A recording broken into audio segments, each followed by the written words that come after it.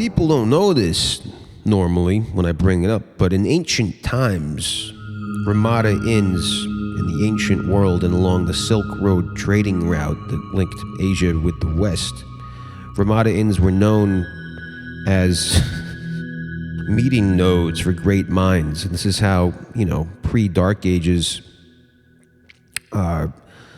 much of human knowledge wealth was transmitted between peoples. You'd be walking down the road and hallelujah, there's a Ramada Inn. I'm going to go find out how the Arab people are doing arithmetic. I'm living in the Roman sphere, and I'm sick of using the, XV3, the alphabet. It's confusing to me. There's no zeros. I'm feeling like a zero today. How do I quantify that? I made negative money last year, but there's no math available for that. Thank God there's a Ramada Inn right down the way. I'm going to go in there and see if I happen upon a fellow in a turban, and I'm going to ask him how to figure that stuff out. So I was raising Ramada Inns back up to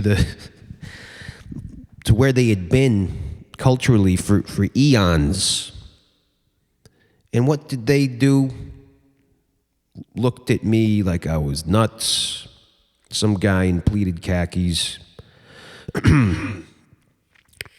sitting in a lousy desk chair that reeked of what he did when the door was closed. I know what he's looking at. He's got the underpants on the face that he orders from some ladies' OnlyFans. I'm not saying all Ramada execs are those kind of pervy chumps, and also nothing wrong with having fun in perverted ways. I just didn't like this guy's style.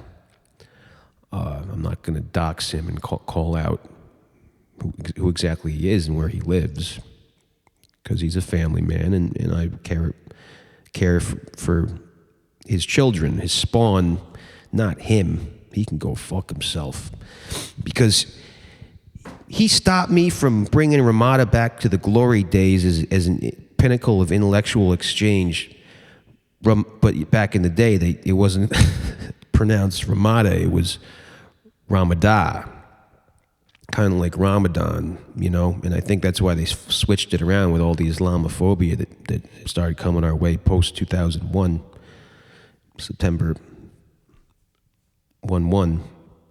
People, they start, if you remember, and this is not like a Mandela effect moment, but pre-2001, if you stayed in the Ramada Inn, it was Ramada. It's like, oh, where you staying? What, you going to Thanksgiving to St. Louis to see the parents? Oh, it's going to suck, but at least you're staying at a Ramada.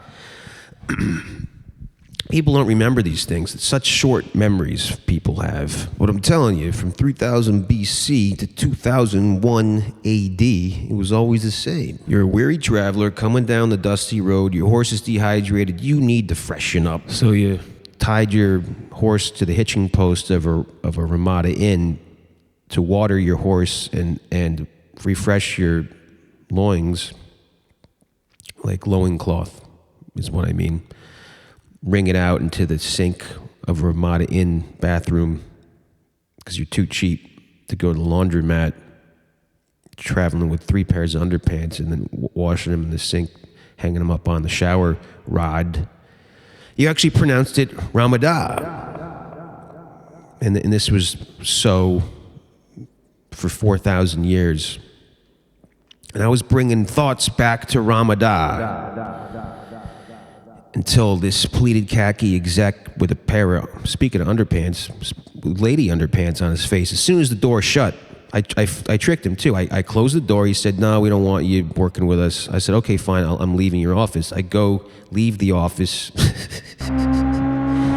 slam the door shut behind me, but then quickly reopen it. And that fast, he'd reached into his top locked drawer. He's got like a thumb, doesn't have to rifle around in his pants, in his pleated khaki big dorky Docker pockets for his keys because he just presses his thumb against the top drawer and boom, it opens and he's got all his panties that he's been ordering. It's right there. He slaps it on his head, gets back to his sweaty mousing around on the erotic interweb, but I tricked him. I came right back in the room and I pointed my finger at him and I said, I cannot believe a guy with panties on his head is standing between me and bringing Ramada Inns back to the pinnacle of human thought exchange. And he felt ashamed. And he shouldn't have. I mean, he should have felt ashamed about standing in the way of Ramada Inns coming back to the forefront of where smart people swap concepts. But he shouldn't have felt ashamed and embarrassed about putting underpants on his head, his face. I mean, if he's spending too much money on the underpants, if he's not getting a good price, that might be something to be a little sheepish about. You know, he's got to haggle, he's got to negotiate a fair price for these panties. Come to think of it, it's sort of funny I'm talking about this kind of thing because back in the day, the Ramada Big Thought Exchange Center, Ramada, this is like 3,000 years ago, was often right down the road from a bazaar, you know, where they have the booths with the different goods. So you would trade ideas at a Ramada, and then you'd move down the road to trade goods. And it was usually the case that the folks who spent a little time at a Ramada, forgive me, got better deals at the bazaar because their negotiation toolkit had been refreshed with new interpersonal tactics, new facial expressions and tones of voice they learned at the Ramada. I will only look at me when I'm talking to you, look into my eyes, listen to my voice. I'm only paying 5 drachma for these underpants to bend a merchant towards giving them a bargain. I learned this face at the Ramada. I'm going to use it on the guy selling the rugs.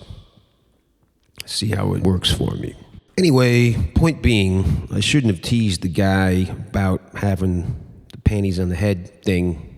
I'm giving people a confused idea of the shame sectors I endorse. I don't care about that kind of stuff. It's just kind of silly. There's nothing wrong with having panties on your head, but if you're one of these pleated khaki wearers, if I threaten you with exposure about your face panty ways because you have this limited pant landscape in your life that often correlates to a limited idea of what's acceptable, you're more apt to label things that might just be fun as deviant stuff that you should be ashamed of. So I've got a lot more leverage when I want to threaten you with exposure.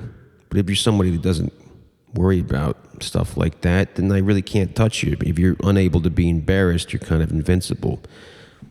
Follow? Also, who am I to be making fun of people's pleated khakis? Why do I harbor such hate for pleated khaki dockers? Got to talk to my therapist about that.